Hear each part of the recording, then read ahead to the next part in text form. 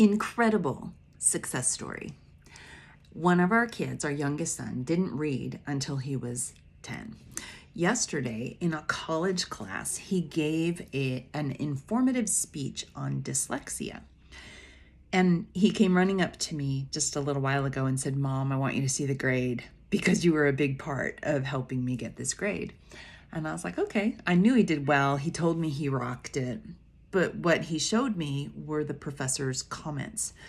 Now he's in a class with just around 30 kids his age and adults that are learning the art of public speaking. And this kid of mine didn't read till he was 10. He has a lisp that he works really hard to overcome and was a little bit nervous to take this public speaking class. But this one comment from the professor knocked my socks off. Last night, after his rowing practice, he's like, "Dad, can I show you my speech?" He's like, "Sure." So he throws up his presentation, stands in the room, delivers his speech, and leaves his dad gobsmacked. He's like, "Where did you learn to do that? How did you know what to do with your hands? How did you know how to change the tone and pitch of your voice?" And our son went on to describe learning from the professor, practicing at home, and some of the things that he has learned from online speakers like Vindigang, and just how he's been really working on perfecting the art of public speaking. And so now here's the comment from his professor. Imagine this. This is a homeschool kid who never went to formal class until he was in middle school. He took a class or two here or there, workshop style. At home, couldn't read, didn't really write until he was 13, 14, really. Couldn't spell for beans because of dyslexia. And he stands in front of this group and delivers this speech, and this is what the teacher says, the professor. "You have the best delivery of anyone in the class. You managed to find the magic balance between coming off as professional and relaxed at the same time. That's usually something you don't see in people." Nope, I read it wrong. "That's usually something you only see in people who have been delivering speeches for decades, like CEOs. Every element was excellent, especially vocal variety, which you used strategically and effectively to emphasize key words."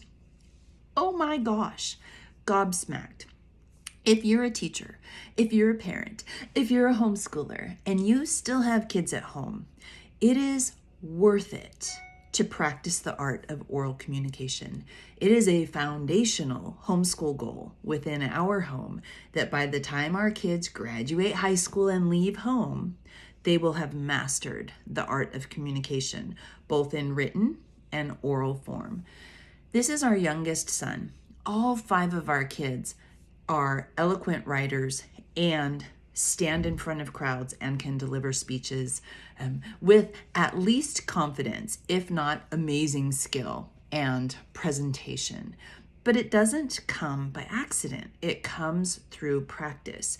I'm teaching a class right now with our Homeschooling Olympian kids, which is a membership group that we have. And there's about a half a dozen kids inside the class, and they're currently memorizing a piece of literature, which then they are dramatically performing.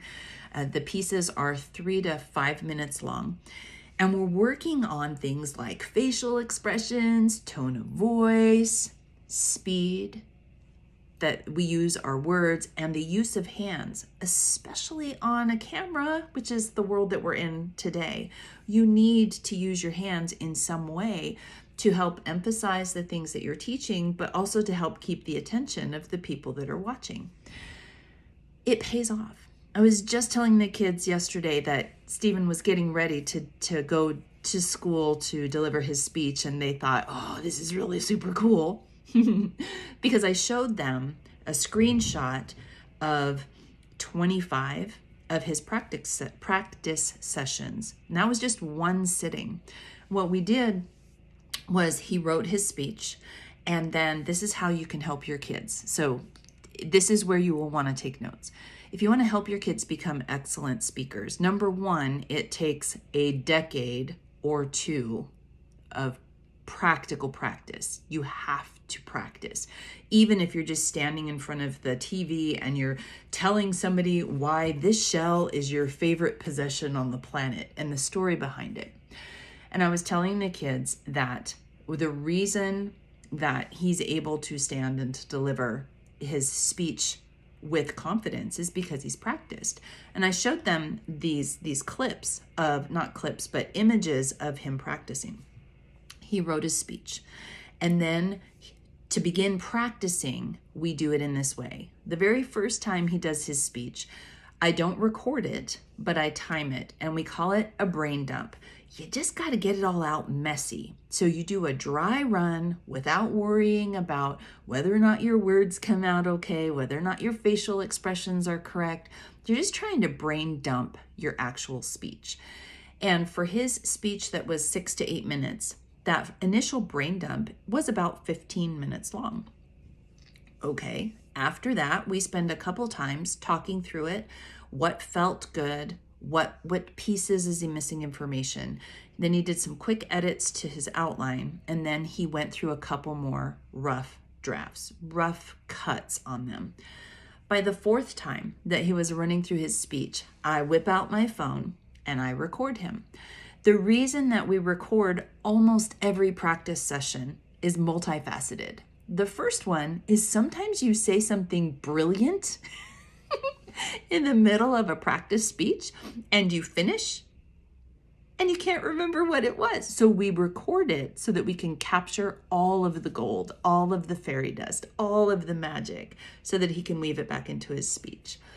The second thing is that a video doesn't lie. When you record yourself, that is what you look like. That is what you sound like. And you need to see yourself and you need to hear yourself so that you can self-correct.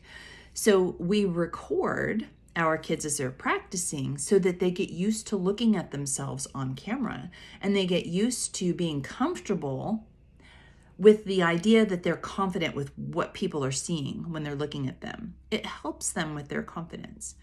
And then we use the videos as a way to help reinforce and plant the speech deep into the mind, because you're trying to get to the point. My son was talking to my husband just a little while ago, and my husband was like, how did you get that? I hate practicing speeches. It's boring. And he said, exactly. You have to get to the point where you've passed it being bored. And then when you stand in front of the crowd, you then say it for the very first time with all the enthusiasm and hand signals and facial expressions and tone necessary to deliver your speech to your audience, because they've never heard it before, so they're going to just love it. So you practice until you become bored with it. In the class yesterday, I was telling the kids, you want to practice your speech until it becomes a part of you so that you don't have to think about your words. And you need to practice things like your hand motions and your mannerisms and your body language so that you don't trip yourself up when you're standing on stage or you go to present for the first time. You don't practice something 100 times and then when you stand in the spotlight, suddenly decide, ooh, now I'm going to use my hands when I do my presentation. No, that causes your brain to short circuit. You have to practice everything all together. So as a homeschooler, as a parent, we can and should help our kids become excellent communicators. And the way that we do this is we have to give them opportunities to stand and speak in front of other people. One of my kids in the class says her parents have her, every time they order out for family, for meals or to make reservations, they have her make all the reservations. So she got very comfortable speaking on the phone and asking for information or making reservations and giving information over the phone because she practiced. She hated it at first, but now she loves people, she was telling me yesterday. It's so important that our kids learn to communicate, that they learn to use their voice, that they learn to use their face, and that they learn to use their hands and their body to effectively communicate their ideas to the world. And, you know, as a homeschooler, one of the big objections to homeschool is that your kids won't be socialized, that they'll be awkward, and that they won't thrive in life. This is not the first professor that has told my husband and myself that our kids are rock stars. Not because we're great, but because we've been able to focus on them and help them practice and perfect the art of communication, which means that in today's world, they stick out like sore thumbs in a beautiful way. That was such a triumph to read that comment from the professor that he is as polished as a CEO that's been speaking publicly for decades. What an amazing thing to say to a 17-year-old. I'm telling you, it's fantastic. So anyway, I just wanted to share that with you. If you need tips and tricks about how to teach your kids how to communicate, I would encourage you to look up, his name is Vin, V-I-H-N Gang, G-I-A-N-G, Vin Gang. Look him up on the internet. He does amazing, Stephen, our youngest, is actually the one that introduced us to him, but amazing tutorials and coaching on the art of communication. It's Vin that talks about the fact that your body is an instrument. And when you're communicating, you want to learn to play it in a way that sings to people. So he talks about facial expressions, tone of voice, speed, and the art of using your hands in order to enhance your communication skills. Fantastic coach online. And then just give your kids opportunities to practice. Do show and tell at home. Remember the good old days where you'd bring your favorite thing to kindergarten class and you'd stand up and say, "This is my favorite shell. I was at the beach with," just have them stand in front of the family and tell you about the thing.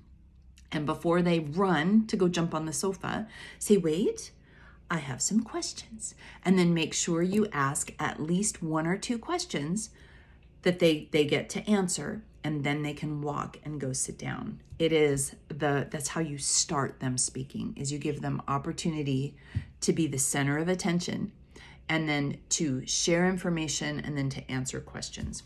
That's it. I hope you have a great day. Teach your kids how to be excellent communicators. It's an amazing feeling.